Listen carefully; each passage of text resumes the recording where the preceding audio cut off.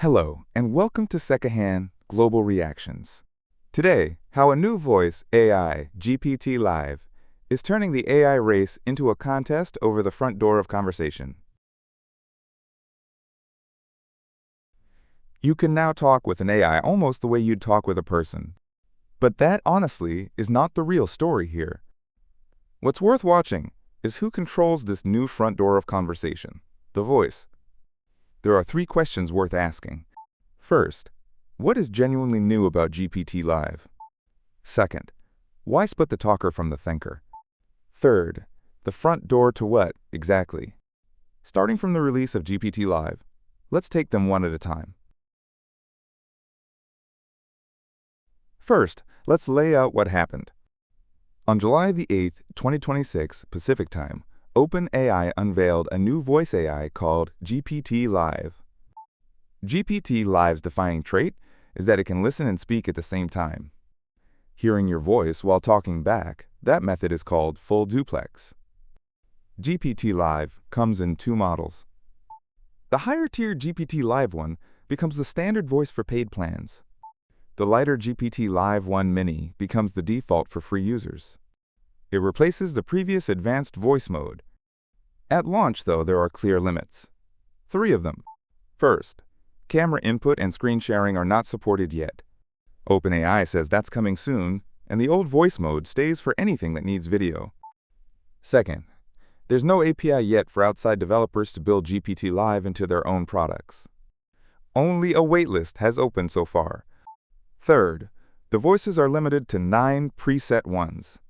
It has no ability to reproduce a real person's voice. Here, let's trace how voice AI has evolved. There are 3 generations. The first generation worked like a relay race. It transcribed your speech to text, wrote an answer in text, then read it back aloud. Passing through 3 stages made replies slow and stripped out tone and timing along the way. The second generation worked like a walkie-talkie. It understood and answered in audio directly, but still took turns, waiting for you to finish. That's why a thoughtful pause could be mistaken for the end of a sentence. And the third generation works like a phone call. Listening while speaking, speaking while listening, treating an interjection as part of the conversation. GPT-Live's full duplex belongs to this third generation. Now, an important caveat. This full duplex method is not GPT-Live's own invention. A listen while speaking voice mode was reportedly shipped first by Google's Gemini. So where does GPT-Live's novelty lie?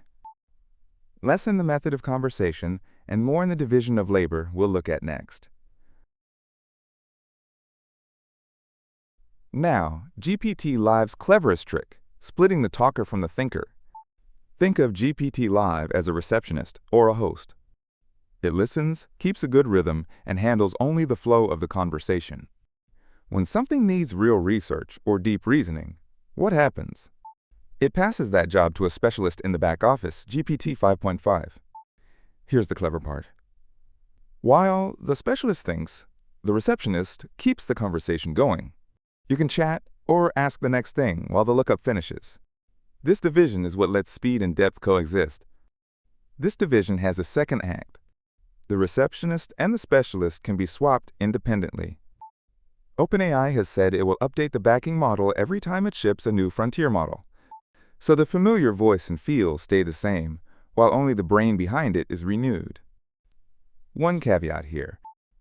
On July the 9th, a new model, GPT 5.6, became generally available. But there's no announcement that GPT-Live's backing model has switched over to it.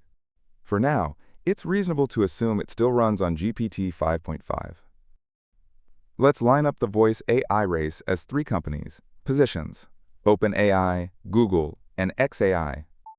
OpenAI attacks with GPT-Live, its weapon, the naturalness of conversation.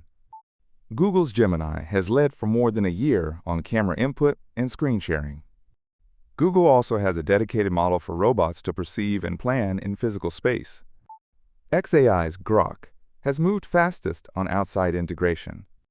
Beyond a voice agent API, it's reportedly built into Tesla cars as well. You may have noticed a name from our last video is missing here. Anthropic. Anthropic does have a voice mode inside its app, but it's shown little as a standalone voice product or in outside integrations. One reading is that it has chosen a different way to fight than this race to sell the front door. OpenAI on conversation, Google ahead on vision, XAI spreading through integration. The race for voice AI's front door is already running in 3 directions. So how did people take it? Let me sort the reactions on Reddit by theme. One note up front. The launch thread went up on a board that leans toward OpenAI's own users. Favorable voices come easier there, so keep that tilt in mind. First, the voices of amazement. After more than an hour of testing, one user called it the closest thing yet to the film Her. Her is a story about a person and a voice AI who grow close. Another reported that it even picked up on intonation. It reportedly told a skeptical hum from a genuinely interested one. And someone had a phone and a laptop discuss world affairs. It sounded like a podcast. On the other hand, unease at how human it sounds spread too. A jab at the promo video, I bet the second I go quiet for 1 nanosecond, it's still going to cut in on the impression it gives. This is every tech bro I've ever met. And disappointment at the voice's character. Doesn't matter how smart it got. It has no soul, one comment said. Praise for its naturalness and discomfort at its human likeness burst out at the same time. It wasn't all praise. Let's note the level-headed takes too. One skeptic said its ordinary voice functionality, just filling a quarter-second gap with an flashy as technology, but thin underneath, in that view. Others reported that accents still slip through when the language is in English. And there were scam fears that it could become a new tool for defrauding the elderly, to which came the reply, no, the safety measures are pretty solid. Now we reach the heart of this video. Let's dig in from 4 angles. First, what changed isn't the voice, it's the flow of time in a conversation. Every exchange used to run on turn-taking. You speak, you wait, it answers. In a full-duplex conversation, that turn-taking dissolves. It waits out your hesitation and keeps up, even if you change the terms mid-sentence. You no longer have to assemble a short, precise command. A vague phrasing or a correction on the fly works just as well, which means it works when your hands or eyes are already busy. Driving, cooking, working on site, the number of usable moments jumps. That expansion in where AI can be used doesn't show up in a benchmark, but I think it's a real change. Second, hold the front door and you can swap the brain later. What a user grows attached to is the voice and the feel, more than the raw intelligence. Swap the thinker behind it, and your usual companion doesn't change. The more history and memory pile up, the harder that bond is to move to a rival. So it's not the smartest AI, but the one most woven into daily life, that keeps getting chosen. That shape of competition is starting to show. But let me question my own view here. This yardstick, control of the front door, is itself a convenient new axis. For companies that can no longer separate on performance, it's a way to talk competition without talking performance, I'd suggest. Third, this is an entry point to physical AI, not its completion. For AI to work in the real world, it needs several layers. Holding a conversation, perceiving surroundings, planning an action, controlling a machine, stopping safely. These are separate layers. GPT-Live solves only the first one, dialogue. The control and safety layers, a robot's limbs, are a different body of technology. So the rollout won't start with robots either. Phone support, customer service, on-site help for busy hands. Voice-only work comes first, I'd argue. Fourth, the more human it sounds, the more new problems it brings. First, voice gathers more than text.